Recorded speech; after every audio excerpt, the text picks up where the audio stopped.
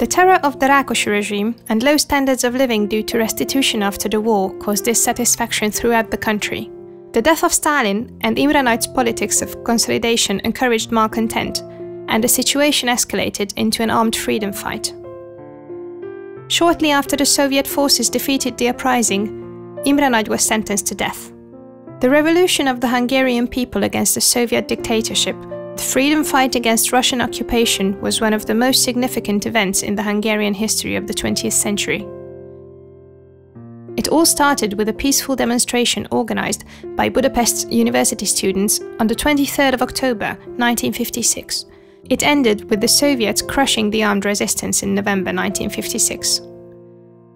The uprising was followed by retaliation. The revolution and freedom fight of 1956 became the symbol of the socialist regime's fall. The reburial of Nagy Imre and his co-defendants on the 16th of June 1989, on the anniversary of their execution, is one of the most important moments of the regime change. The entire population of the country was interested in the event.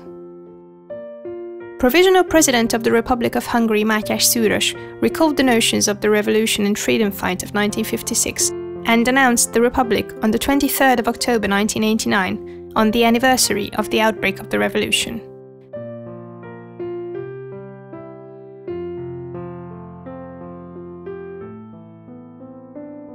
One of the most important retaliatory events of the revolution and freedom fight of 1956 were the trials against the supporters of Imre Nagy, namely Tibor Déri, Gyula Háj, Zoltán Zelk and Tibor Tarlos.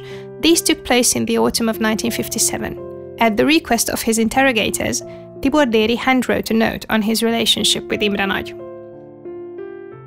In his report, Déri stated that although he supported Nagy's politics from 1954, they only grew closer after he was excluded from the party in 1955. According to Déri's description, Nagy was an honest man, but not a real politician, rather a man of theories, a scholar of sorts. The documents of Prime Minister Nagy Imre's and his co-defendants' lawsuit are the most important documents of the revolution and freedom fight of 1956, even more important than the ones of the Déri trial.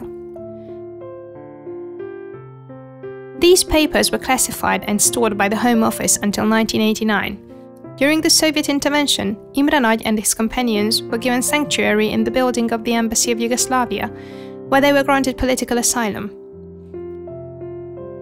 On the 22nd of November 1956, trusting the Kádár government's word, they resigned their right to asylum and were arrested immediately by the Soviet forces. Imre Nagy was taken to Bucharest on the 23rd of November and later to Stragov. In April 1957, after negotiations with the Soviets, he was taken into custody and returned to Budapest. Meanwhile, an investigation was launched by the Department of Political Investigation of the Home Office. The trial was delayed several times, but in the end, the Central Committee of the Hungarian Socialist Workers' Party ruled on a date, 21st of December 1957. The hearings in front of the People's Tribunal of the Supreme Court started on the 5th of February 1958. Throughout the trial, the defendant's situation was made impossible. Defense was hindered and pleas were rejected without due process.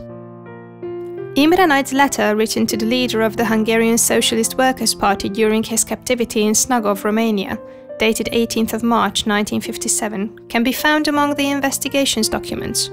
In this letter, Nagy renounces the decision of the Central Directorate of the Hungarian Socialist Workers' Party.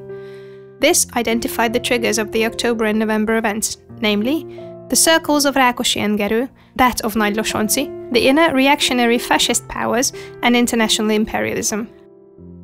Nagy also renounced the February 1957 decision of the Central Directorate of the Hungarian Socialist Workers' Party and the statements printed in the newspaper Népszabadság, dated the 8th of March. These statements declared the Nagy Losonci circle as renegade, fractionist, revisionist, traitorous, and anti-Soviet group. In this letter, Nagy called for the investigation of the causes of the October and November events in Hungary, the accusations against the Nagy Losonci group, and the responsibility of the Rákosi-Gerő circle. The investigation ought to be conducted by an international committee of Communist and Worker Party representatives in order to allow the defendants to tell their point of view. The case of József Szilágyi, who openly opposed the judges and rejected the stage play of the tribunal, was charged separately and was soon after executed on the 24th of April 1958. The People's Tribunal of the Supreme Court passed sentence in all the other cases on the 15th of June 1958. Imre Nagy was sentenced to death, Miklós Gimes, Pál Maléter, Sándor Kopácsi were given life sentences, Ferenc Donát was sentenced to 12, Zoltán Tildi to 6, Ferenc Jánosi to 8, Miklós Vásári to 5 years of imprisonment.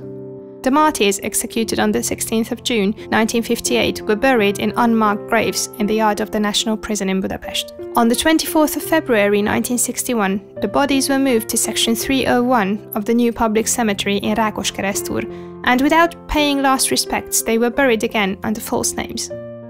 After the reburial of Imre Nagy and his co-defendants, their guilty sentence became untenable and was overruled on the 6th of July 1989 by the Presidential Council of the Supreme Court on the basis of the Supreme Prosecutor's caveat.